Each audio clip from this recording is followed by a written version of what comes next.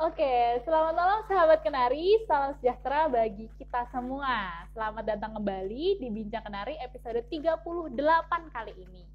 Perkenalkan, saya Hinggista Caroline atau Gista akan ikut membantu acara Bincang Kenari kita hari ini. Wah, kita bakal ngobrol-ngobrol seru nih sahabat Kenari di Jumat malam ini. Gimana sahabat Kenari, kabarnya semua luar biasa ya? Sehat-sehat semua ya?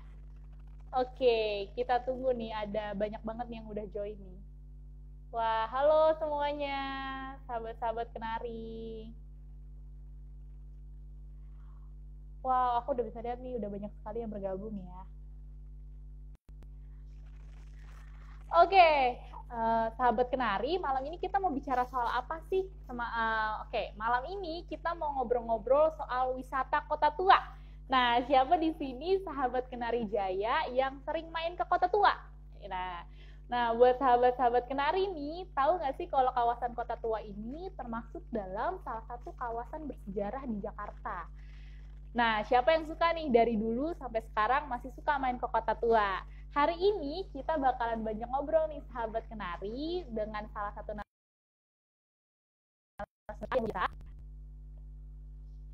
narasumber kita yang luar biasa yang pastinya akan banyak cerita mengenai tempat-tempat bersejarah nggak cuma di Kota Tua atau di Jakarta, tapi juga di daerah-daerah lain. Malam ini kita akan membahas lebih jauh bersama dengan Bapak Insinyur Budi Fatoni MTA. Nah, beliau ini adalah dosen arsitektur ITN Malang, S1 arsitektur di ITN Malang, dan melanjutkan S2 arsitektur di UGM, lalu ketua tim ahli cagar budaya Kota Malang. Beliau juga ikut membina volunteer cagar budaya dan masuk ke komunitas Kampung Heritage Community. Wow, nggak sabar ya hari ini ya. Kita langsung aja ya invite Bapak Budi Fatoni untuk bergabung bersama kita hari ini. Oke, sambil menunggu Bapak Budi bergabung, buat sahabat Kenari yang mau bertanya, silahkan menuliskan pertanyaan kalian di kolom chat ya. Halo Pak Budi. Halo, selamat malam. Assalamualaikum. Halo, waalaikumsalam Pak. Ya, alhamdulillah. Wah, kece banget nih Pak penampilannya hari ini, topinya semuanya luar biasa ya Pak ya. Ya. Apa Oke. Sinyalnya menyambut di situ, situasi? ya Pak. Gimana, Mbak? Sinyalnya di situ Gimana? aman ya Pak ya? Bagus. Bagus ya, aman. Oke, Ya, gimana Pak Budi kabarnya hari ini Pak? Sehat? alhamdulillah selalu sehat karena terjaga protokol kesehatannya. Wah, iya protokol kesehatan memang harus selalu Ya, dilaksanakan ya Pak di ya, akhir-akhir ya, ini. ya. Oke Pak Budi. Wah, di sini banyak sekali supporternya Pak Budi ya Pak. Kayaknya ini dari Anu, teman-teman mahasiswa ITN Malang ya Pak ya. Ya, sekaligus karena apa? Sebenarnya mahasiswa itu cukup kreatif ya, karena eh, kebetulan sih pada semester ini saya diminta untuk membina mata kuliah Technopreneurship. Jadi Oh, pada oke. bincang-bincang tentang heritage kota tua itu sudah masuk dalam ranah Technopreneurship. Karena kalau hanya sekedar melihat bangunan tua, tapi kalau tidak bermanfaat bagi ekonomi masyarakat sekitar ya artinya hanya sekedar selfie gitu ya. Kalau selfie-selfie sih Oke. itu sudah ada, sudah biasa gitu. Monggo. Oke, Pak Budi, sebelumnya dari sahabat Kenari, ini ada beberapa yang Ya. komen kalau layarnya Pak Budi terlihat pecah-pecah, Pak. Mungkin Oh, sinyalnya boleh coba distabilkan ya, Pak ya, supaya iya. gambarnya bisa jelas. Gimana ya? Bentar. Ya, silakan, Pak. Bentar ya. Oke, gimana, Pak? Sudah aman? Eh, masih pecah? Kalau dari Masih saya sih pecah? suaranya sudah jelas, Pak. Untuk Suara gambarnya, sudah sahabat jelas. Kenari udah jelas ya? Oh iya, kalau saya lihat dari Mbak Karol ini sudah jelas. Kalau Udah gambar jelas saya, ya, Pak ya? untuk sudah jelas.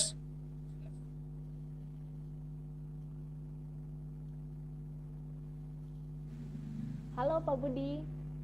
Ya, gimana? Oke. Suara saya Siap? sudah terdengar jelas ya Pak? Sudah siap. Oke, kalau gitu. Kita langsung ngobrol aja ya Pak, sama Ya, sahabat kenari ya, nih Pak di Jumat malam ini. ya, Kita hari ini mau ngebahas soal manfaat heritage kota tua sebagai warisan sejarah bangsa nih Pak. ya, Pertanyaan ya, pertama saya nih Pak, dari Bapak sendiri. Apa sih Pak potensi atau daya tarik yang bisa didapatkan dari kota tua? ya. Ini saya kok jadi kepingin mulainya dengan pantun ya, boleh? Dengan pantun boleh? Boleh dong Pak. Boleh ya? Nanti saya bilang cakep gitu. Ya. Jadi gini, biji gurih ada di kenari. Teruslah Wih, berdikari, cakep. jayalah tanpa henti. Artinya, Wih, teruslah berlari cakep. tanpa henti, mengajar ilmu abadi. Ya, Wah, luar biasa Pak maknanya. Cakep Pak, ya. cakep. Baik, Saya sautin tuh Pak. baik, saya coba untuk menjawab ya dari pertanyaan tadi. Jadi potensi daya tarik yang bisa didapatkan dari kota tua. Memang wisatawan di kota tua itu bisa menikmati suasana tempo dulu dengan bangunan-bangunan bergaya kolonial. Kawasan wisata ini perlu didandani ya, berdandan agar diminati banyak wisatawan baik domestik ataupun dari asing. Nah, mengembangkan pariwisata kota tua lewat event di kota tua, festival tempo dulu, festival kuliner jadul, ya, pembinaan karakter komunitas patut dikembangkan agar ranah pariwisata kota tua itu semakin besar. Nah, mengembangkan Ya, potensi pariwisata kota tua itu memang harus ditonjolkan keunikan karakter lokal di masing-masing budaya. Jadi kalau misalnya kota tua di Jakarta ya Betawinya yang kuat. Mungkin dengan pengaruh Cinanya kuat. Terus ke Belanda-Belandaan memang itu backgroundnya adalah background bangunan kolonial gitu ya. benar. Nah, tidak tertinggal juga tentang kulinernya, oleh-oleh khas. Karena itu menjadi daya tarik wisatawan. Ya. Dan sudah menjadi semacam kewajiban pelancong itu mempunyai branding gitu. Kalau di Malang kan itu kalau ada pasar malam itu kerak telur itu sudah ada. Iya. Tidak tahu itu artinya bahwa kerak telur itu bukan hanya di kota tua Jakarta, tapi di Malang pun juga digemari ya. Artinya belum sampai ke kota tua tapi merasakan kerak telurnya masih ada di lidah gitu ya. Nah, Benar Pak, benar. urban heritage hadir sebagai kesatuan dari aspek fisik suatu bangunan. Nah, ruang publik dan morfologi kota yang diwariskan untuk generasi saat ini dan untuk keberadaan urban heritage ini sebagai warisan sejarah ya dan kebudayaan dapat menunjukkan identitas asli sebuah kota. Nah, keberadaan urban heritage semakin tersingkir memang dan terlupakan akibat modernisasi yang terjadi. Nah, ini padahal apabila dikelola dengan baik, dimanfaatkan secara tepat, tidak menutup kemungkinan urban heritage tourism dapat menjadi sumber pendapatan daerah yang dapat mendorong pertumbuhan perekonomian kota. Ini yang menjadi catatan kita semua. Memang 5-10 tahun yang lalu ketika saya mencoba untuk memotret beberapa kota, itu rasanya bangunan-bangunan tua itu adalah tidak ubahnya merawat orang yang sudah tua. Ya, perlakuannya khusus. Jadi semuanya pun harus hati-hati. Ya semacam kita itu merawat kakek nenek kita kan harus sabar ya. Nah, ternyata akhir-akhir ini justru generasi milenial ini malah suka itu. Ini kan luar biasa. Ini menjadi satu pelajaran berharga bagi kita bagi kita, terutama adalah arsitek yang selalu berpikiran selalu modern. Ini pengalaman-pengalaman ini ketika saya dulu di tim ahli bangunan gedung, itu menjadikan bahwa hadirnya bangunan-bangunan berkarakter modern itu selalu identitasnya adalah apa ya istilahnya itu polos ya, polos, tidak mempunyai jati diri yang jelas. Itu Mbak Caroline. Oke Pak, sebelumnya Pak Budi mohon maaf, ini dari sahabat-sahabat Kenari bilang suaranya terdengar jelas, tapi gambarnya sedikit blur Pak. Mungkin boleh coba dicari spot lain atau boleh keluar lalu nanti langsung masuk lagi Pak. Supaya kita coba tes ya Pak, apakah gambarnya lebih jelas atau enggak. Iya. Oke, siap Pak.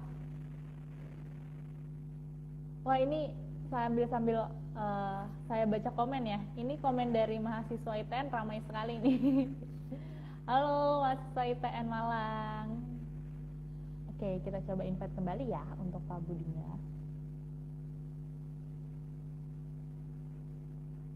Halo Pak Budi. Bisa gambarnya? Mbak Caroline, gambarnya sudah bagus? Kalau dari saya masih terlihat blur Pak. Aduh.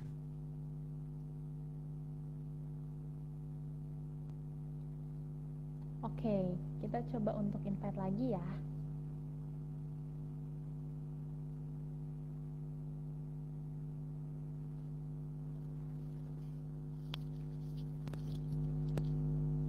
Nah, ini nih Pak, udah jelas banget nih Pak. Keren, mantap Pak. Ini baru terlihat wajah gantengnya. Laki-laki. Monggo. Oke Pak, saya sedikit merangkum ya Pak dari obrolan Bapak sebelumnya. Jadi dari Bapak sendiri melihat kalau Kota Tua ini memang punya banyak sekali daya tarik dan potensi, benar ya Pak? Gak cuma dari bangunannya yang Belanda ke kolonialan, tapi dari makanannya ya Pak, kerak telurnya luar biasa Pak di Kota Tua. Dan juga banyak aspek-aspek lain di lingkungannya, benar ya Pak ya? Ya.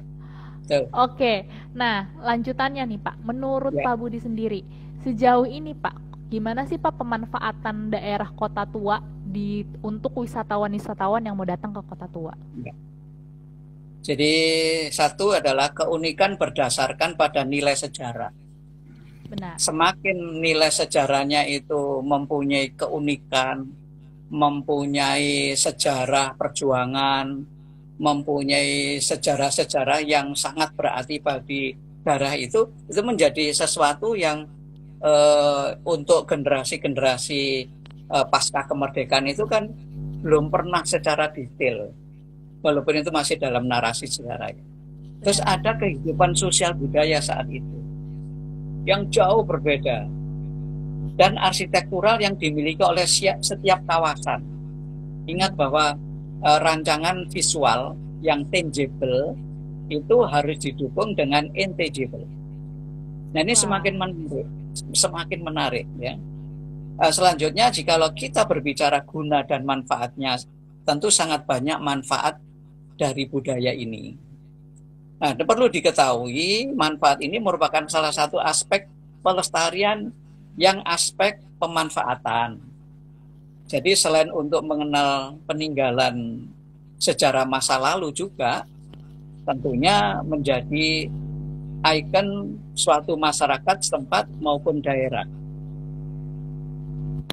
Ikon ini tidak hanya di pusat kota yang mewah, tetapi satu cagar budaya juga menjadi satu tanda atau landmark. Ini yang menjadi daya tarik karena apa? Lingkungan sekitar itu bisa jadi kita sudah bosan dengan wajah-wajah yang serba modern.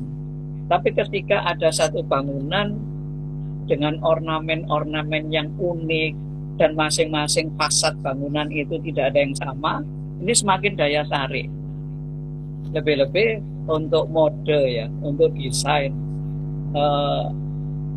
estetikanya itu akan menjadi daya tarik. Dan ini seringkali dilihat oleh anak-anak kita ya, generasi milenial terutama juga siswa pelajar sampai mahasiswa itu menjadi spot selfie gitu. Kalau nggak deket gitu, Ya, bener, Pak. kurang nyaman, kurang afdol kan gitu ya. Nah ini yang menjadikan daya tarik gitu. Siapapun, tidak terbatas usia. Ya. Nah sebagai rekaman dasar, tentunya varian budaya dapat dimanfaatkan untuk kepentingan menggali ilmu pengetahuan, sejarah dan kebudayaan serta dapat berdampak pada bidang ekonomi dan pariwisata. Ya, Perancis saja sebuah negara yang unik cara melestarikan cagar budaya itu menjadi aset satu-satunya ya, pendapatan negara yang paling besar. Nah ini kan bisa menjadi contoh. Ya. Nah sedangkan cagar budaya juga berfungsi sebagai peneguh jati diri sebuah bangsa, yakni adanya kesadaran perjalanan sejarah bangsa itu sendiri. Gitu. Benar.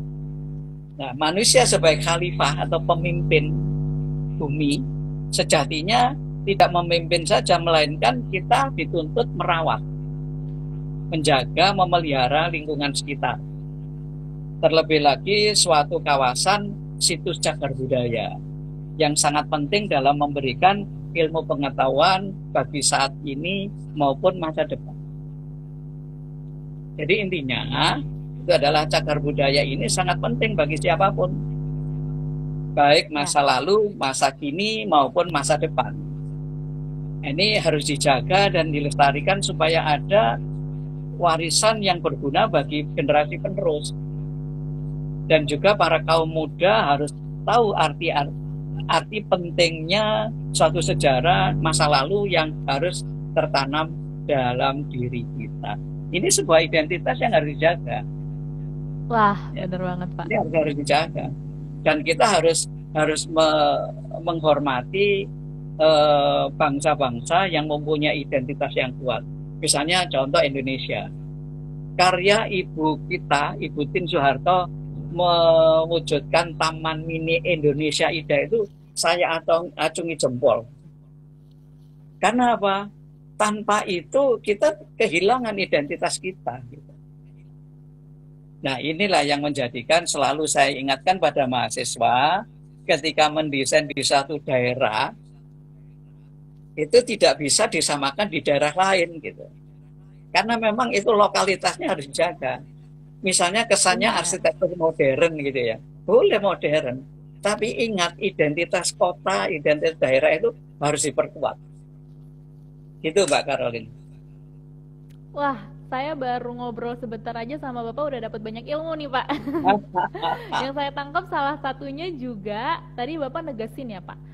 Pemanfaatan kota tua itu nggak cuma untuk selfie-selfie, benar ya Pak ya? Nggak cuma spot-spot instagramable, tapi ada nilai budaya dan lokalitas yang harus kita jaga di dalamnya. Ya. Wah, uniknya ketika saya ke Kota Tua Semarang. Ya. Di sana itu ada satu koridor yang saat itu malam hari. Saya itu pegang pohon yang tua. Saya pegang. Tapi ketika ada teman saya itu mau ambil gambar, itu dia lari. Loh, kenapa gitu? Ternyata dia sempat memoto penghuni pohon itu. Oh. Iya, yakin saya merasakan, tapi karena saya fotonya pun ya tentunya tidak dengan rasa sombong, kepingin pegang, tapi fotonya itu seakan-akan saya tuh megang busananya si penghuni itu. Nah, teman saya itu lari. Tapi saya tidak mau cerita. Karena apa? Saya khawatir yang akan menjadi viral. Kalau sudah jadi viral, saya khawatir wisatawan takut. Nah, saya tidak mau itu. Tidak mau terhanyut itulah. Sudah biarin itu makhluknya Tuhan yang harus dijaga dengan baik. Itu satu contoh. Wow, iya Pak. Menarik Pak, menarik. Tadi kan Bapak sempat bilang tuh Pak, ada kota tua di daerah Semarang. Tadi kita juga bicara soal kota tua di Jakarta. Nah, saya iklan sedikit ya Pak. Buat teman-teman nih dari sahabat Kenari yang mau tanya, boleh ya Pak komen-komen juga di kolom chat. Jadi kita nanti bisa ngobrol-ngobrol bareng gitu ya Pak ya. Boleh loh sahabat-sahabat Kenari, boleh tulis di kolom chat. Oke Pak, melanjutkan yang tadi. Selain Ya. di Kota Tua Semarang, Pak, ada proyek cagar budaya atau daerah warisan yang sedang Bapak garap juga nggak Pak saat ini? Kebetulan 4 tahun yang lalu saya ngajak mahasiswa itu jalan-jalan dalam mata kuliah arsitektur dan lingkungan. Jalan-jalan aja sudah. Ya. Tapi tentunya sebagai akademisi kan sudah mempunyai konsep dasar pemikiran apa yang harus kami dapatkan. Tapi setelah saya melihat ekspresi dari mahasiswa ini, saya rekam. Ternyata mereka itu suka masuk ke kampung. Kampung kota yang namanya Kampung Kayu Tangan akhirnya dirumuskan menjadi Kampung Kayu Tangan Heritage gitu loh. Jadi kajian ini udah 4 tahun yang Kampung lalu. Heritage. Nah, ketika pasca kami lakukan perjalanan susur kampung itu, Pak RW itu ngebel, Pak Budi, ini kok banyak wisatawan, ada apa? Ya nggak tahu saya bilang itu. Ternyata yang datang itu dari Belanda, dari Jepang, dari Cina, Australia, Amerika, Kanada. Bahkan berarti kan ini korban sosial media sebetulnya. Akhirnya Iya, apa? benar. Kami mencoba untuk ajak masyarakat sehingga tergabung dan didukung oleh pemerintah, dibentuklah kelompok sadar wisata Kampung Kayu Tangan Heritage. Ini kan berarti masyarakat memahami kalau ada tamu kan berarti ada ekonomi yang tercipta. Terus ada sejarahnya, ada sebuah makam di kampung, makam tua, makam religius. Terus di dalam kampung itu ada pasar tradisional di pusat kota. Wah. Ini kan akhirnya menarik. Di daerah mana tuh Pak? Kampung Kayu Tangan, jadi Basuki Rahmat. Kayu Tangan. Ya, itu di media sosial ada itu. Ketik aja Budi Fatoni Kampung Heritage itu udah. Ini promosi sampai. Langsung aja nih teman sahabat Kenar ya Pak, Budi Fatoni Kampung Heritage nanti keluar ya Pak. Insya Allah muncul. Nah, ini menjadi akademisi. Saya sebagai dosen justru lebih banyak belajar dari perilaku mahasiswa ketika mahasiswa itu saya ajak jalan-jalan di kota. Jadi tidak mesti bahwa teori harus kita berikan kepada mahasiswa di kelas, tapi justru kita ajak di masyarakat itu, ya muncul kreativitas. Dan ini menjadi agen kita kalau mereka sudah lulus, sekarang mereka sudah lulus, karena sudah 4 tahun yang lalu. Mereka harapannya adalah jadi agen kita. Gitu. Agen dalam hal apa nih Pak? Untuk menjaga cagar budaya sesuai dengan daerah lokalitas mereka. Apakah memang itu heritage-nya Belanda, bisa juga heritage-nya tradisional. Jadi banyak ilmu yang didapatkan jika kita mau turun lapangan. Wow, seru ya Pak jadi mahasiswa Bapak nanti kalau mau dapat kreativitas jalan-jalan. Monggo. Silakan. Sekarang ini kan kuliahnya sudah harus dirubah tempatnya, tidak harus di kelas. Benar. Harus di lapangan. Betul. Ya saya berharap Kenari Jaya bisa menjadi pendampingnya mahasiswa-mahasiswa di Indonesia ya, sesuai dengan konteksnya. Saya pikir bisa itu, sangat mungkin. Ya, benar Pak, benar. Wah Pak, tadi Bapak sempat sebutin soal Kampung Heritage Kayu Tangan yang ada di Malang ya Pak, benar ya Pak? Iya, Kota Malang, ya. Oke Pak, ini kan sudah digarap dari 4 tahun yang lalu. Nah saat ini nih Pak, apa sih Pak manfaat cagar budaya ini, si Kampung Heritage ini, mungkin juga untuk Kota Tua ya Pak, untuk cagar budaya, untuk wisatawan, masyarakat lokal, atau mungkin juga pemerintah. Betul. Ya. Jadi gini, jadi peran serta atau unsur subjek atau stakeholder pariwisata itu yaitu adalah akademisi, manfaatnya akademisi, ya. Terus bisnis, terus komunitas, terus pemerintah, government, dan media, ya. Karena ini sudah konsep pentahelik yang disampaikan oleh Pak Menteri Yahya dulu ya. Ini menjadi daya tarik itu. Dan ini harus kumpul bersama dalam rangka sesuai dengan masing-masing peran. Ini kalau dikemas sedemikian rupa, semuanya pasti akan bermanfaat. Sehingga teori lokal bagi akademisi itu bisa dipublish. Seperti kami membuat satu buku tentang kayu tangan dan sudah kami publish di jurnal internasional. Ini bagi akademisi mendapatkan credit point. Bagi bisnis tentunya di sana ada satu perputaran ekonomi ya. Entah Benar. Itu ekonomi lokal, entah ekonomi yang kelasnya adalah menyesuaikan dengan karakternya gitu. Terus komunitas itu akhirnya berkumpul. Nah di Malang ini komunitasnya sekitar ada 15 komunitas. Wow, 15 komunitas. Iya, itu ada Malang Raya Heritage, Malang Heritage Community, terus volunteer. Nah volunteer ini luar biasa karena apa? Mereka dengan serta-merta keinginannya ya, komunitas belusuan kampung itu mereka itu hampir setiap minggu itu mereka melakukan perjalanan arsitektur dengan berbagai disiplin ilmu dan usia. Ini muncul dengan sendirinya. Ya volunteer itu gimana ya? Dan ini militan sekali mereka itu. Nah dalam hal ini ada. Jadi volunteer ini terbentuk secara sukarela ya Pak? Benar-benar dari orang-orang yang mau untuk sama-sama menjaga cagar budaya ini. Iya, wow. Iya. Itu mulai dari situs, benda-benda, sampai bangunan, kawasan. Mereka di sosial media itu dia sangat aktif sekali. Nah ini yang menjadikan potensi yang luar biasa bagi generasi antar generasi. Ini yang menjadikan bahwa volunteer ini adalah menjadi satu komunikasi mulai dari tingkatan SMA, mahasiswa, orang tua, dan pelaku sejarah. Ini seringkali mereka itu melakukan yang ngobrol atau ngopi bareng lah gitu ya.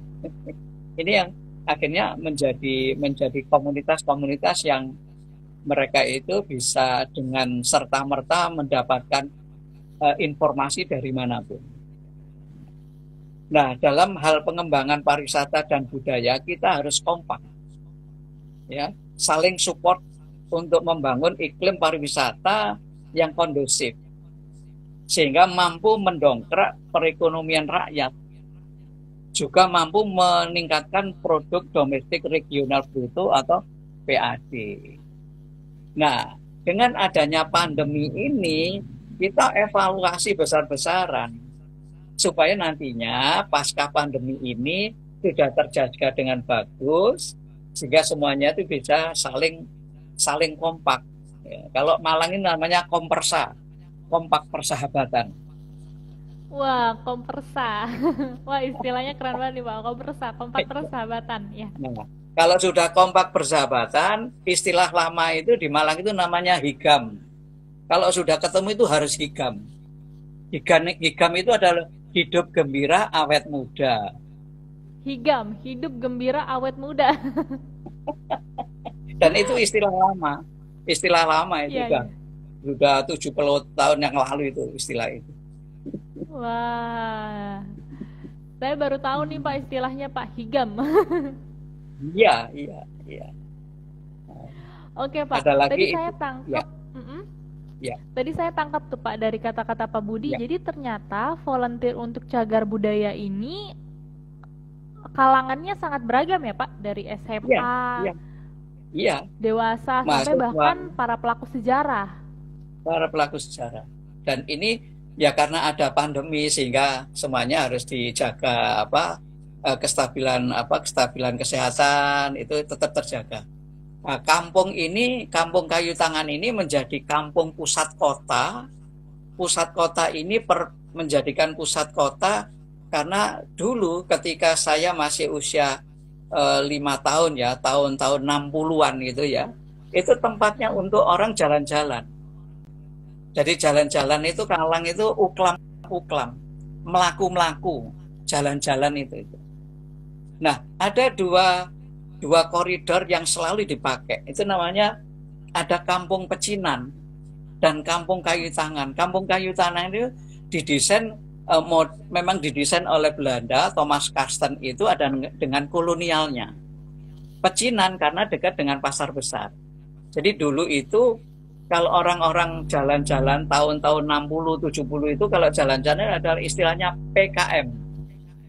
PKM itu adalah Pecinan, Kayu Tangan, Mole, Pulang.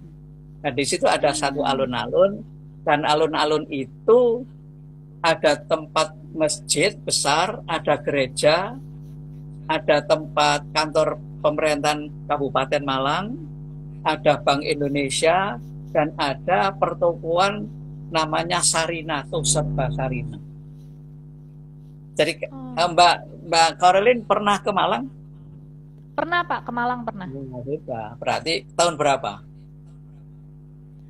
Saya 2017 ya Pak, udah cukup lama sih iya. Pak. Masih.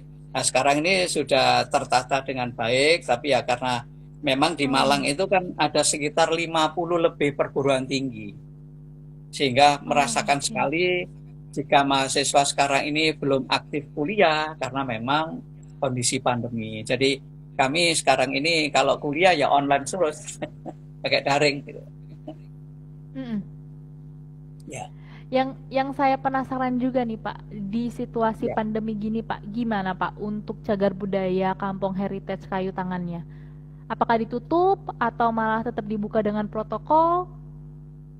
Kalau dibuka secara resmi belum, karena harus ditutup. Karena kalau dibuka secara resmi, jangankan dibuka secara resmi, saat ini malam-malam itu ada tamu itu datang lihat pada saat suasana malam. Dan peran pemerintah dalam program Kotaku, Kota Tanpa Kumuh, itu Kampung Kayu Tangan itu sudah diperbaiki infrastrukturnya, dikembalikan, terus ada lighting pada saat malam hari, sehingga suasananya itu sudah mendekati sebuah kampung dengan nuansa heritage. Ini memang belum dibuka, tapi ketika sebelum COVID itu ya luar biasa. Tamu datangnya sampai jam 12 malam hanya untuk selfie. Jadi ketika itu sebelum adanya program Kotaku dari pusat, ya didukung oleh pemerintah kota, itu memang saya hanya menyarankan kepada masyarakat, sudah kembalikan suasana tempo dulu, yang penting bersih, terus terutama ya namanya orang kampung ya, rumahnya sempit, ya berdempetan, tapi paling tidak itu kondisi sampah, terutama jemuran-jemuran yang khas kampung itu yang harus dirapikan, kan gitu ya. Karena di kampung itu ada 30 spot selfie. Sutradara terkenal namanya Nya Abbas Akub itu sempat tinggal di sana. Terus kami juga saat ini menempati rumah berdiri tahun 1870. Wow, 1870 ya Pak? Ya. Terus ada sekitar 30 spot selfie di sana. Spot bangunan yang dengan nuansa. Jadi gini Mbak, di Kampung Kayu Tangan ini adalah bangunannya bangunan lebih dari 70 tahun. Ya. Tapi tidak pernah dihuni oleh orang Belanda. Hanya stylenya, gayanya memang gaya arsitektur kolonial. Tapi yang dihuni oleh masyarakat Belanda itu adalah di koridor pertokoan. Nah, koridor pertokoan itu memang dulu adalah dihuni oleh orang Belanda, orang China, untuk dibuka usaha-usaha, karena itu adalah pusat perdagangan dan jasa. Dan ini sudah oleh pemerintah pusat melalui daerah itu sudah ditata sedemikian rupa, namun ya tentunya masih perlu harus ada pembenahan lebih kontinu lah. Di samping itu saya sebagai pendamping juga peran sebagai tim ahli cagar budaya Kota Malang. Wow, Mungkin teman-teman arsitektur atau sahabat-sahabat Kenari yang suka arsitek juga penasaran nih Pak. Ya. Dari bangunan 70 tahun, apa infrastruktur yang dibangun atau dirubah hingga akhirnya jadi cagar budaya Pak? Apakah ada perombakan total atau cuman dilapis-lapis aja nih Pak bangunannya? Supaya tetap ada bau-bau bangunan zaman dulunya, bangunan Belandanya? Ya, kalau bangunannya oleh masyarakat sudah dirawat, artinya tidak Oke. tidak terjadi. Hanya infrastrukturnya, pedestriannya, terus sanitasinya, terus di dalam itu ada sungai, sungai membelah kota. Ini oleh pemerintah juga Wah, ditata sedemikian rupa, dan itu sudah sudah dipublish di media sosial. Pokoknya tentang kayu wah. tangan heritage sudah muncul itu wajah wajah yang sudah dilakukan. Artinya bukan perombakan ya, perlu dibenahi, disempurnakan, dilengkapi gitu. Kalau untuk bangunan-bangunan tua tetap karena masyarakatnya merawat betul. Jadi saran kami adalah yang penting bahwa pada saat tamu-tamu datang itu bersih dulu. Terus ciptakan suasana ramah seperti biasanya. Jadi kalau ada orang tamu datang ya tegur sapa, apa ada kode, ada komunikasi. Dan itu sudah terbiasa bagi masyarakat kampung. Wow, jadi sebenarnya dari infrastruktur gak ada yang dirubah karena sudah dirawat ya Pak oleh orang-orang di Ya, sana. ya, Lebih ya, ke ya. pelayanannya ya Pak, jadi lebih ramah Betul. tamah, terus Ya, lingkungannya juga dibuat ya. gimana nggak ada yang berubah gitu ya Pak. Yang saya Yang penasaran penting, sungainya Pak, jadi pengen ke sana nih Pak langsung ngecek ya, lokasinya. ya, ya, ya, ya. Dan itu memang sungai itu memang di dalamnya ada pintu air atau rolak gitu ya. Oh, Dan itu masih masih lancar. Dan kita memberikan sanksi kepada masyarakat kalau sampah itu dibuang di sungai. Itu kita larang, tidak boleh. Karena ya menjadikan percuma ketika pemerintah memperhatikan dalam hal infrastrukturnya harus dikembalikan dengan baik. wah berarti kesadaran dari masyarakat dan juga orang yang datang ke situ cukup tinggi ya Pak untuk menjaga kebersihan ya. Ya karena memang tadi ada Pok Darwisnya, ada pengurusnya di kampung. Iya. Supaya kalau masyarakat wisatawan datang itu ya harus dilayani sesuai dengan kebutuhan. Dan ini sudah muncul beberapa rumah untuk homestay itu sudah muncul sehingga untuk menyambut pasca pandemi ini insya Allah masyarakat sudah siap lah gitu.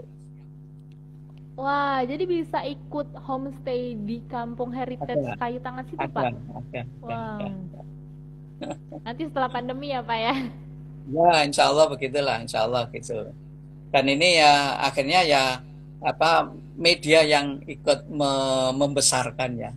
Media, teman-teman pengusaha itu sama komunitas, pemerintah ini duduk duduk bareng gitu, ngobrol bagaimana baiknya gitu.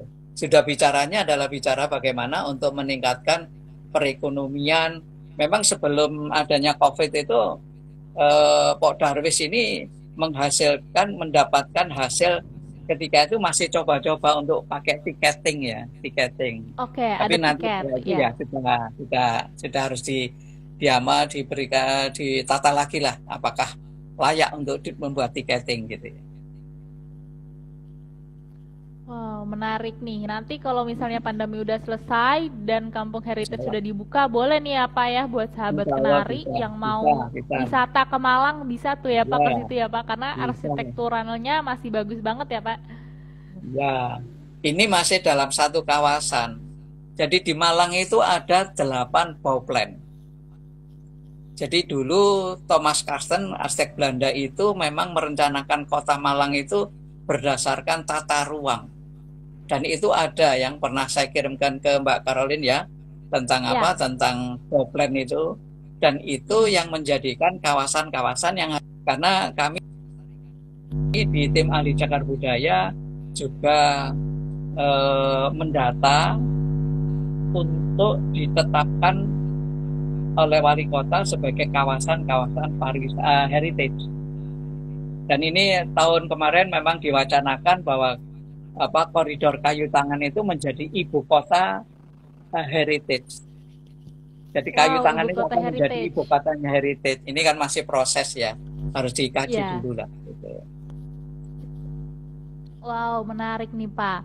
Oke, diingatkan lagi buat sahabat-sahabat Kenari ya Pak ya, yang mau bertanya boleh dituliskan di Boleh, kolom chat. silakan.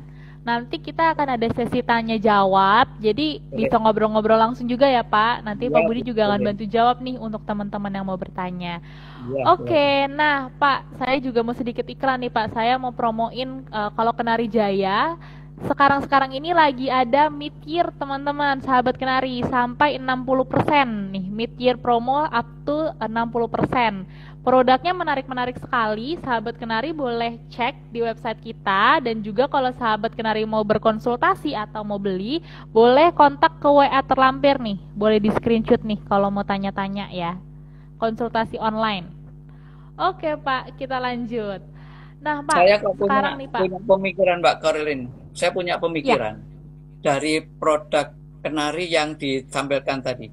Karena ya. gini, kami sempat mendampingi sebuah gedung peninggalan Belanda. Itu slot-slotnya, grendelnya, Ya. furniturnya itu hilang. Wah. Nah, kalau ingin menciptakan karakter heritage-nya, ini benar-benar saya yakin itu menjadi rekomendasi kami ya. Karena itu jangan sampai desain bangunannya itu karakter kolonial, tapi perabotan-perabotannya, furniture, peralatan itu modern. Ini Ya. yang tidak match. Dan ini ada beberapa bangunan sebelum kami tetapkan sebagai bangunan cagar budaya, itu semua sudah hilang. Nah ini kan tidak boleh sebetulnya. Memang kalau dilihat dari fisiknya bisa jadi tidak tertarik, tapi nilai sejarahnya seperti lantai, plafon, jendela itu sempat kami tetapkan, tapi ketika belum kami tetapkan pemborongnya sudah bongkar-bongkar. Ini ada solusi. Jadi saya pikir bahwa Kenari Jaya bisa memberikan solusi lah. Gitu. Ini sorry terlalu cepat. Iya. Menarik nih Pak kreativitasnya. Iya. Handle yang bisa memang sesuai sama infrastrukturnya ya Pak ya. Iya. Jadi jelas karakternya itu menyatu gitu ya. Benar-benar. Kenari Jaya punya banyak banget jenis handle nih Pak. Mungkin ada yang bisa mewakili juga nih Pak. Sangat mungkin. Oke Pak. Nah Pak, tempat bersejarah saat-saat ini kan menjadi pilihan kesekian ya Pak dari orang-orang yang mau berkunjung. Biasanya udah pindah ke tempat-tempat yang mungkin terlihatnya lebih modern atau lebih hits kalau bahasa anak zaman sekarang ya Pak. Nah, apa tantangan terbesar nih Pak dalam mempertahankan eksistensi atau ibaratnya keaslian, keoriginalitasan dari cagar budaya ini Pak? Baik di Kota Tua atau di Kampung Heritage Kayu Tangan juga. Ya kembali lagi ketika kami mendampingi klien ketika kami akan tetapkan sebagai bangunan cagar budaya itu adalah harus adanya edukasi, ya, kesadaran yang tinggi. Jadi tidak semua bangunan tua itu layak untuk ditetapkan sebagai bangunan cagar budaya.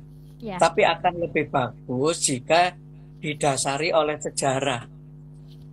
Sejarah misalnya tokoh pemerintah saat itu, terus mempunyai nilai-nilai pernah keputusan tentang negara atau peperangan saat itu.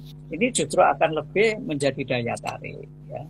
Namun yang tadi sempat di awal saya sampaikan, memang merawat bangunan tua itu memang gampang-gampang sulit ya, karena memang ketika bangunan itu harus ada satu fasad gitu ya, permukaan yang dirubah sedikit saja sudah tidak menyatu dengan yang lama. Jadi ini pun pendampingan bangunan lama itu kalau ditetapkan sebagai heritage itu memang harus ada teman-teman dari teknologi bahan ya. supaya bisa, itu memang bangunan bersejarah. Tapi kalau bangunan itu tidak memiliki sejarah, artinya bahwa kecerdasan para pengusaha konstruksi itu mampu untuk menjawab. Salah satunya tadi handle, grendel, atau peralatan-peralatan itu sangat mungkin dengan tampilan yang modern, tidak akan ketinggalan. Dan ini menjadikan bahwa bangunan itu mempunyai arti penting. Dan ini memang harus duduk bersama ya, pentahelik itu harus duduk bersama. Sebetulnya mudah, tergantung bahwa kita harus bersama-sama untuk sadar bahwa bangunan tua itu memang memiliki nilai semuanya. Selama bangunan itu tidak dibongkar, kami memberikan apresiasi penuh. Tapi kalau untuk berfungsi, misalnya rumah tinggal, dipakai untuk kafe, banyak di Malang itu. Bangunan-bangunan itu berubah menjadi homestay, menjadi kafe, menjadi galeri, itu banyak. Dan ini kami acungi jempol. Salah satunya untuk ekonomi ya, menciptakan ekonomi baru. Karena memang di Malang itu banyak penghuninya dari kaum milenial. Sehingga mereka sukanya itu nongkrongnya di sana seperti ada di Bandung ya, di Jogja, atau bahkan kota-kota kecil di Jawa Timur itu, kota Blitar, kota-kota Pasuruan itu sudah mulai sadar rumah-rumah yang tua, apalagi Semarang ya, itu dengan bangunan-bangunan yang besar itu kan menjadi kota tua. Jakarta itu kan menjadi landmark sebuah kota. Ya, benar, Pak. Wow, saya dapat satu highlight penting nih, Pak, dari kata-kata Bapak. Jadi sebenarnya nggak semua bangunan tua itu bisa dibilang bangunan bersejarah, benar ya, Pak ya? Ya, kalau ada nilai sejarah yang melengkapi, itu akan menjadi daya tarik ya, menjadi daya tarik. Siapapun, tokoh pengusaha, tokoh pejuang, tokoh pendidik, tokoh apapun yang pernah melatar belakangi beliau tempat tinggalnya di sana. Ini justru itu menarik, ya, justru itu menarik. Sedangkan makam di Malang itu ada 3 makam, ya, makam yang memang orientasinya kepada religius ada, makam tokoh-tokoh pemerintahan ada, dan itu masih dijaga dengan bagus. Nah, Kota Malang itu disebut sebagai anggota jaringan Kota Pusaka Indonesia. Wow, anggota jaringan Kota Pusaka Indonesia ya, Pak? Iya. Bukan kota itu menyimpan benda-benda pusaka. Karena lintas sejarah. Maknanya? Lintas sejarah. Oh, oke. Bukan menyimpan pusaka keris, itu enggak, bukan di situ. Jadi lintas sejarah. Sebelum Belanda masuk, Belanda, Jepang sampai kemerdekaan itu terjaga dengan bagus dan ada situsnya.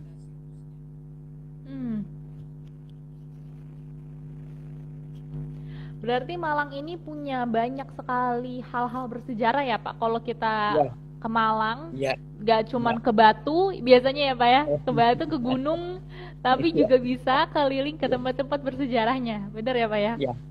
Jadi gini, secara geografis bahwa Kota Malang ini adalah home base-nya Jawa Timur.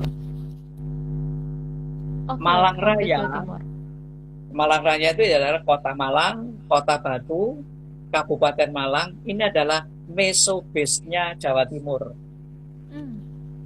Selebihnya adalah makro base-nya Jawa Timur. Kota-kota di luar Malang Raya tadi. Dan Kota Malang itu ketinggiannya 444 dari muka air laut. Bisa jadi kota tertinggi. Jadi bisa jadi kota tertinggi di Jawa Timur. Wow. Nah, Kota Malang sendiri dataran tinggi itu, berarti ya, Pak? Iya. Sehingga dulu dikatakan sebagai kota taman. Sehingga itu satu. Yang kedua, keunikannya Kota Malang ini ada serba dua, ada gedung kembar. Itu di kawasan Kayu Tangan. Ya. Terus ada titik nol kota itu ada dua. Di mana Alun-alun aja ada tuh, Pak? dua. Itu di pusat kota, ya, ada satu titik nolnya, nol Mm-mm. kota. Terus ada lagi yang di daerah kawasan warna-warni. Itu di depan itu ada Oh, nol kota. Jadi sebagai titik-titik awalnya. Terus dua alun-alun. Alun-alun Mataram Islam itu ada di daerah eh, lintasan Pecinan sama Kayu Tangan. Terus ada alun-alun peninggalan Belanda, JP Kun Plan. Ada dua. oke. Ini keunikan-keunikan itu kita baru menyadari ternyata itu secara fisik ya, secara tangible itu ada di sana. Bukan secara cerita, enggak, memang ada. Dan alun-alun itu Wah. ada dua gereja, ada satu masjid. Oh, Kehidupan menarik ya, Pak. umat beragama di Malang itu insya Allah terjaga dengan bagus. Wah. Jadi aman. Wah, Enggak, ternyata di Malang ini punya banyak sekali hal yang bisa digali ya, Pak. Ya ya kalau keliling masih Malang tuh banyak sekali tempat-tempat yang bisa dipelajari, kita. digali dan pastinya Instagramable buat anak-anak milenial zaman Iya, sekarang ya, Pak. ya, ya itu, ya. Dan ini kami selalu terus kita kaji. Nanti Mbak Caroline, teman-teman Kenari Jaya nanti saya kirimi hasil hasil riset kami. Ada bukunya. Wah, Nanti saya kirimkan untuk soft copy. Monggo. berarti cagar budaya ini juga ada bukunya ya, Pak? Iya, memang kami itu tanggung jawab kami di akademisi supaya tidak Mm-mm. hanya sekedar cerita. Kalau cerita kan bisa ditambah-tambahi. Tapi kalau ada Bener. buku, nah tinggal sekarang guide itu akan talentanya untuk menjelaskan tentang keunikan sesuatu itu kan itu tergantung kepintarannya, talentanya ya. Buku juga ada. Tapi buku ini adalah kajian arsitektur, kajiannya kajian arsitektur. Tapi itu menjadi buku yang menarik. Sehingga kemarin saya kirimkan videonya itu ketika kami serahkan Ya. ke Pak Wali.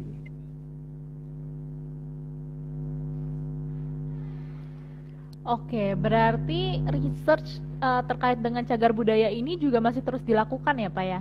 Tetap dilakukan karena gini ya, perlu harus digali lagi kuliner khas kampung. Oh, Terus kuliner. ya Wah, kulinernya itu sudah terjaga dengan bagus. Terus yang berikutnya adalah garmennya, busananya. Terus eh, ciri khas tradisi tradisi di kampung. Ini harus diangkat. Kalau di Jakarta kan Betawi ya, itu menarik benar. itu. Terus makanan, pakaian, ini yang ini terus kita siapkan. Jadi Pok Darwisnya di sebuah kampung kebetulan di Kayu Tangan itu kita serahkan aja pada mereka. Sudah lanjut aja sudah, nggak ada masalah. Nah kami dari akademisi dan juga tim ahli cagar budaya selalu mendampingi. Nah, jadi bicaranya kota tua, tapi di beberapa daerah-daerah di Malang itu, ini malah promosi ini. Justru itu menjadi tematik. Contohnya yang kami lagi siapkan itu adalah Kampung Pecinan, Kamu Kampung Cina. Arab, Kampung Kauman, terus Kampung Sayur, yang artinya toponim dari masing-masing kampung itu mempunyai sejarah. Ini juga bisa mendukung adanya sebagai kota tua. Terbentuknya sebuah kota tua karena di situ ada penduduk. Saya yakin bahwa penduduk itu mempunyai cerita panjang, cerita-cerita yang unik. Dan ini tidak hanya di Kota Malang, di Surabaya ada, di Semarang ada, saya yakin bahwa di Jakarta ada. Sehingga kota itu hidup karena memang adanya kampung. Nah, kampung ini kan unik ya, unik karena sosial budayanya kuat, gotong royongnya kuat, Nah, tinggal bagaimana di perumahan-perumahan klaster-klaster baru ini, apakah bisa begitu? Ini kan masih butuh proses panjang, butuh proses panjang. Tapi paling Ya. tidak untuk kawasan-kawasan modern, tolong harus dijaga keseimbangan lingkungannya. Itu yang penting. Akan menjadi ciri khas kuat bahwa sebuah permukiman baru itu tetap terjaga ekosistemnya. Mm-mm.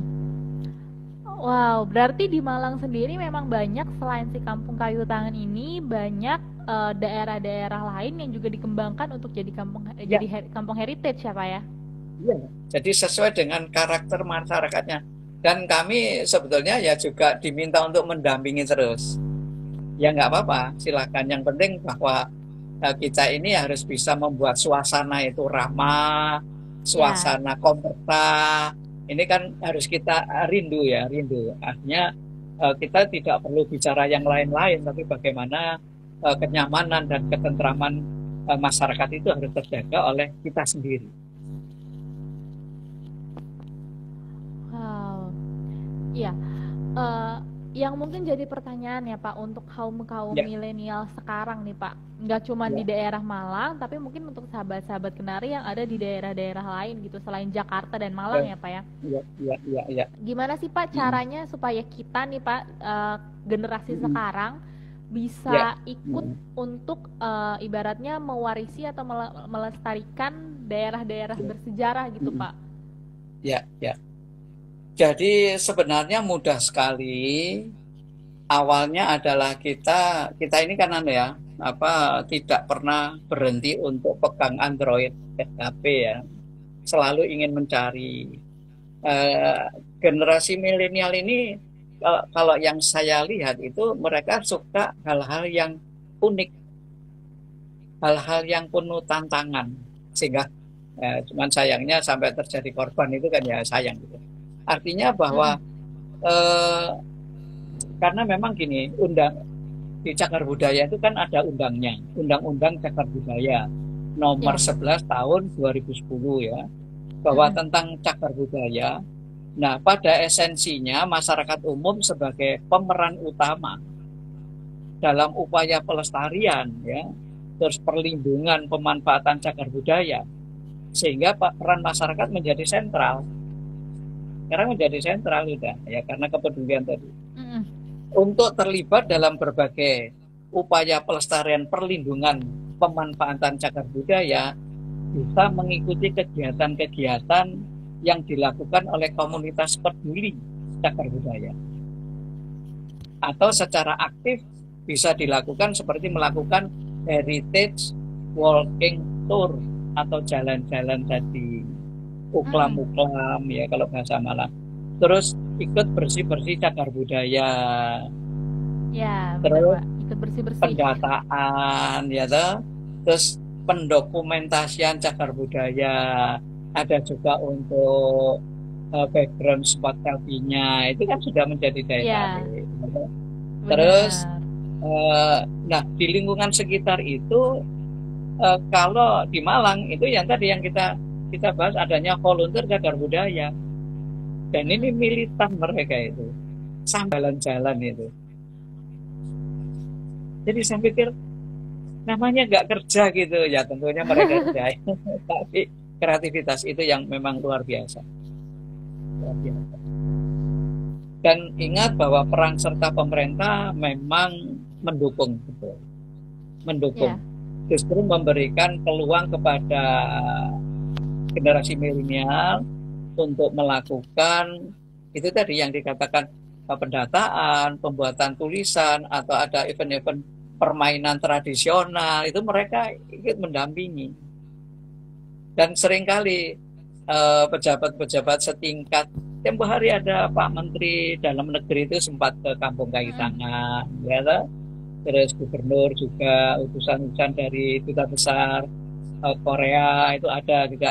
Ini kan menjadikan ternyata ya menarik ya gitu. Berarti Ya sebenarnya mudah-mudahan kita sebagai kaum milenials tuh punya banyak sekali hal yang bisa dilakukan ya Kak untuk ikut banyak kesempatan. mewarisi daerah-daerah Ya, bersejarah.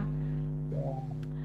Dan Kalau misalnya ya, mahasiswa Dan mahasiswa dari berbagai disiplin ilmu itu seringkali melakukan kegiatan workshop di kampung atau di koridor-koridor heritage. Dan itu mereka bisa. Jadi tidak hanya ya mulai dari mahasiswa di bidang kuliner, di bidang seni handicraft, dari bidang psikologi. Yang terakhir itu mahasiswa dari Newcastle, Australia. Itu ada 2 hari. Iya, ada sekitar 20 berapa orang. Dan tentunya kami tidak sendirian ya. Sebagai pendamping kampung kayu tangan yang memang menjadi objek harapan kami, itu adalah dari pengusaha ada, dari birokrat ada, dari media ada, dari sejarawan ada, dari pengusaha tadi ada ya. Jadi selalu kita dampingi dan kita memberikan kesempatan kepada kampung-kampung tematik itu, silakan berkreasi, silakan, kita hanya dampingi. Dan teman-teman kampus pun ya juga ada beberapa kampus ya. Kami dari ITN Malang, dari Universitas Brawijaya, dari Universitas Negeri Malang, Universitas Muhammadiyah Malang, terus dari Macung ya, itu ada juga. Jadi berbagai dari UNER Surabaya ada juga. Ya. Jadi mereka itu gabung dan seneng gitu, berbagi ilmu ya, berbagi ilmu. Bahkan ada juga yang sekarang ini beberapa teman lagi menyusun untuk disertasinya heritage di. Nah ini menjadi daya tarik. Pihak-pihak dari kampus, Unmer dari pariwisata itu juga gabung. Nah ini artinya apa? Ya secara langsung itu menciptakan kolaborasi interdisipliner.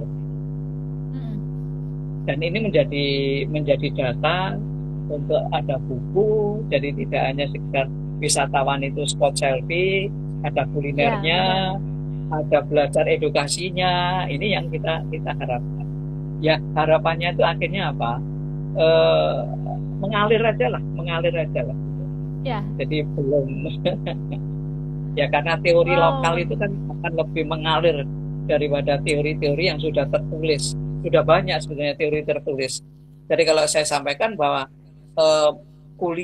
ilmu di kampus itu kering, justru ilmu di masyarakat itu lebih mencair. Karena apa? Benar, Pak.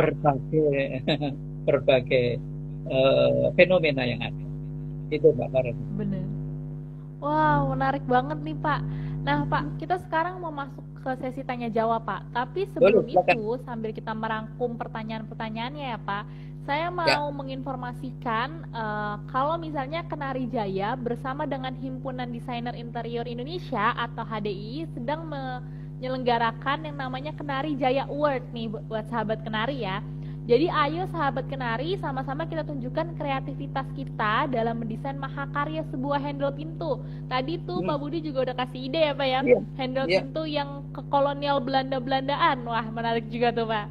Nah dengan mengikuti kompetisi ini, untuk semua peserta itu bisa berkesempatan juga untuk mendapatkan hadiah hingga 120 juta. Wow, kompetisi ini ada 3 kategori. Jadi buat mahasiswa nih, mahasiswa ITN Malang boleh ikut, atau mahasiswa-mahasiswa yang lainnya juga boleh ikut, profesional dan juga kalangan umum. Nah, siapa tahu nih sahabat Kenari yang ikut di Bincang Kenari hari ini tertarik atau terinspirasi dari hasil obrolan kita juga ya Pak Budi ya. Iya. Siapa tahu bisa ada nuansa-nuansa vintage kota tuanya nih. Ya. Nah, boleh nih cek atau bisa akses langsung www.awards.kenarijaya.biz gitu. Supaya bisa ikutin informasinya lebih lanjut. Benar ya Pak? Oke Pak, sekarang saya mau bacain pertanyaan dari sahabat Kenari nih Pak. Yang pertama ada dari @sela_mrlly. Tanggapan Bapak atas kota tua di luar sana yang rentan mengalami ancaman kekumuhan gimana nih Pak? Ini yang harus kita itu tadi harus kolaborasi, harus kompak ya. Kekumuhan itu pasti karena bangunan tua itu dulu ketika kami ajak mahasiswa ke kota tua Semarang itu kumuh. Nah, keberanian birokrat saat itu mampu untuk membeli aset-aset itu untuk dikembalikan. Akhirnya sekarang menjadi tempat yang menjadi tempat pilihan jujukan. Jadi kumuh itu pasti, karena kembali lagi harus berani. Seperti kami di tim ahli cagar budaya selalu memberikan edukasi kepada masyarakat, ya. Bagaimana supaya merawat, ya kembali ujung-ujungnya adalah biaya. Oleh sebab itu bahwa peran serta CSR dari bisnismen bisnis itu memang perlu terlibat di dalamnya. Entah itu dengan model-model kerjasama, itu saya pikir bahwa teman-teman entrepreneur itu sudah pintar lah, lebih pintar itu. Sangat mungkin itu terjadi kekumuhan, bahkan bukan kumuh ya, penghuninya lain gitu. Dan itu seringkali kami temui, tapi karena kami tujuannya kan bukan untuk merusak, ya toh, tetap harus ya semua itu kan biasa itu terjadi. Sehingga ini menjadi tanggung jawab kita bersama. Sehingga dengan adanya adik-adik milenial itu kita ciptakan karena mereka yang mampu untuk merubah image itu adalah kaum generasi milenial ini. Saya kira masing-masing sangat mungkin untuk bisa dilakukan. Oke, jadi kalau saya bisa bantu rangkum ya Pak, sebenarnya kekumuhan itu pasti terjadi, apalagi untuk bangunan-bangunan bersejarah yang sudah usianya puluhan tahun ya Pak ya, 70 tahun atau lebih gitu. Tapi gimana caranya kita bisa 50 tahun lebih? Ya, jadi penetapan bangunan dikatakan cagar budaya tadi ya. Yang penting adalah usianya lebih dari 50 tahun minimal. Oke, minimal lebih dari 50 tahun. Ya, undang-undang pun tidak sekedar memberikan peraturan, tapi diberikan kompensasi keringanan pajak 50%. Ada kompensasinya. Jadi tidak hanya sekedar membuat undang-undang ya. Terus didukung dengan perda cagar budaya di masing-masing pemerintah kota atau kota. Dari pemerintahan. Ya, jadi walaupun ada kekumuhan, tapi banyak hal juga ya Pak yang bisa dilakukan ya Pak. Ya, justru itu. Yang penting bisa bersih gitu aja. Bersih dulu. Benar, yang penting bersih. Ya. Karena banyak sih ya teman-teman sampai adik-adik milenial itu sukanya backgroundnya yang sudah hancur-hancur gitu ya. Itu malah gitu. sukanya yang kelihatannya tuh gitu Pak. Sukanya tuh yang vintage gitu anak milenial zaman sekarang. Yang penting dihindarkan adanya genangan air yang tidak lancar, dia harus dihindari. Terus sampah-sampah itu harus yang paling bersih aja. Seperti Kampung Kayu Tangan itu saya warning harus bersih. Cepat sampah itu harus dibersihkan. Jemuran-jemuran itu harus dirapikan. Hanya pada jam tertentu atau hari-hari tertentu tidak boleh cuci-cuci gitu. Jadi tetap kebersihan nomor 1 ya Pak ya? Nomor satu. Ya itu peran serta PKK, terus organisasi Karang Taruna itu harus aktif itu. Saya pikir bisa. Saya yakin bisa. Dan sudah terbukti. Oke. Itu ya jawabannya untuk @sela MRLY ya Pak ya. Oke Pak, kita lanjut nih Pak. Ada pertanyaan berikutnya dari @rinto_moreno. Pak mau tanya, apa yang membedakan kota tua luar negeri dengan kota tua di Indonesia? Kenapa orang Indonesia lebih tertarik dengan kota tua di luar negeri? Wah, menarik nih Pak pertanyaannya. Ya sebenarnya hanya karena itu tadi ya, kesadaran untuk merawat, ketertiban untuk melakukan penataan. Terus di sana itu memang ada aturan, kalau misalnya dilanggar pasti ada denda, ada sanksi. Di sini kan tidak. Ada sanksi, ada denda, itu masih ditawar. Jadi ketertiban, kedisiplinannya kita ini memang harus disadari, bangsa kita ini masih rendah. Ada aturan, enaknya untuk dilanggar, bukan aturan untuk dipatuhi. Sehingga kenapa masyarakat, kalau kita itu apalagi sudah diberitahu dengan adanya dokumentasi, itu kan ada daya tarik. Ingat bahwa mahalnya luar biasa, karena memang kembali lagi dengan biaya mahal itu untuk diberikan sanksi ketika pelaku di sana wisatawan yang tidak tertib pasti akan didenda. Itu aja kok. Nah kita ini yang selalu aturan itu dibuat gampang, dibuat bisa dinegosiasi. Nah ini yang selamanya tidak akan menjadi dewasa dan daya tarik itu akan pudar gitu. Jadi sebenarnya kedisiplinan itu juga penting ya Pak ya? Penting, penting. Sehingga kami Wah, sendiri mendampingi kampung itu memang seringkali saya dikritik, Pak Budi Fatoni kalau memberikan informasi itu kok kayaknya memberikan tugas pada mahasiswa gitu ya. Lah, terus bagaimana? Mau dapat untung apa? Bukan untung duit ya, tapi untung ya kepercayaan itu dulu. benar. Nah, saya selalu begitu itu ya, jujur ada saya sampaikan kepada mahasiswa. Bukan saya itu marah untuk memberikan sesuatu, enggak. Sayang. Karena Ya, nantinya ketika Anda setelah kuliah, itu sudah enggak pernah ketemu sama dosennya, ketemu benar. sama siapapun, yang kalau bicara pun ya sudah luar biasa. Nah ini, Ya, itu yang harus kita sampaikan lah ya, kita sampaikan disiplin dulu. Walaupun ya benar Pak. seringkali saya bisa jadi nggak disiplin tepat waktu ngajar gitu ya, ya. Tapi kan kita harus sampaikan, kita sampaikan. Ya, Ini salah satunya. Monggo. wow, oke.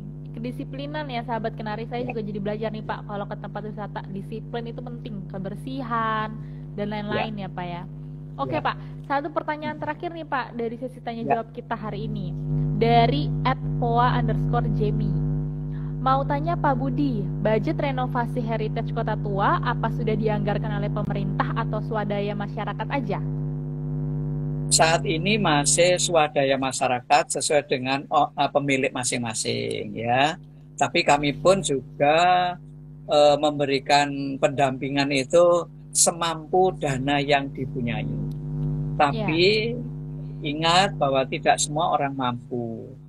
Ya, kami memang berharap ada teman-teman dari dunia usaha untuk bisa mendampingi dalam rangka ikut merawat, ya toh. Dan ikut nanti kerjasama. Apa yang bisa dikerjasamakan? Ya banyak lah itu, ya. Paling tidak itu misalnya produk, jasa, ya, itu kan bisa dikenal ya. Dan ini membuka peluang, sangat membuka peluang. Yang penting adalah satu, harus jujur dulu, benar. harus jujur dulu. Nah, ini tentunya kalau pemerintah, saya yakin pemerintah sudah berpikir ke sana. Cuman kapan harus disampaikan ya tentunya itu kita percayakan lah. Selama objek yang kita dampingi itu punya manfaat sosial, budaya, ekonomi, dan lingkungan, saya yakin dunia usaha, birokrat itu pasti akan percaya. Karena Ya, contoh di Kampung Kayu Tangan itu di situ ada 3 bank perbankan.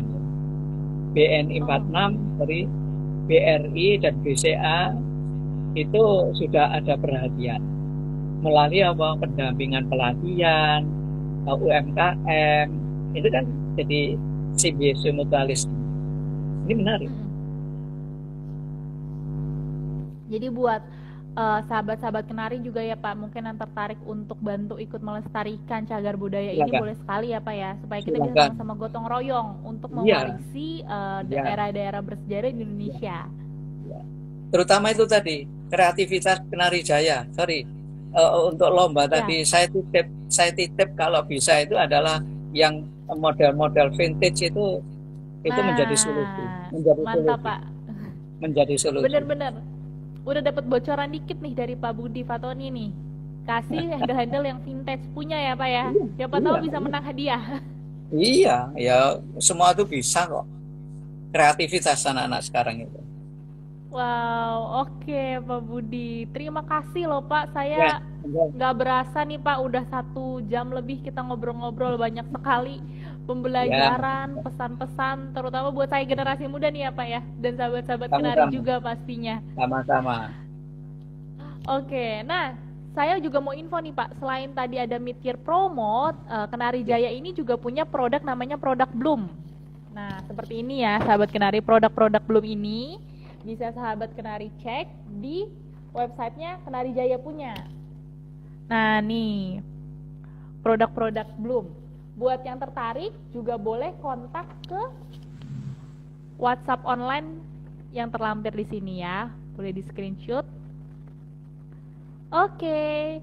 Nah, Pak, tidak terasa kita udah sampai di ujung acara Bincang Kenari. Nah, saya sekali lagi mengucapkan terima kasih ya Pak atas sharingnya, pesan-pesan yang luar biasa yang udah Bapak sampaikan. Semoga bisa menginspirasi sahabat-sahabat Kenari, mahasiswa-mahasiswa, dan kalangan-kalangan umum lainnya yang nonton juga ya Pak, buat kita sama-sama ikut melestarikan dan mewarisi daerah-daerah bersejarah di Indonesia. Semoga setelah nonton live ini juga udah punya bayangan yang tepat ya Pak ya. Nanti kalau misalnya datang ke daerah bersejarah nih Pak, harus ngapain, inspirasinya udah mulai makin banyak.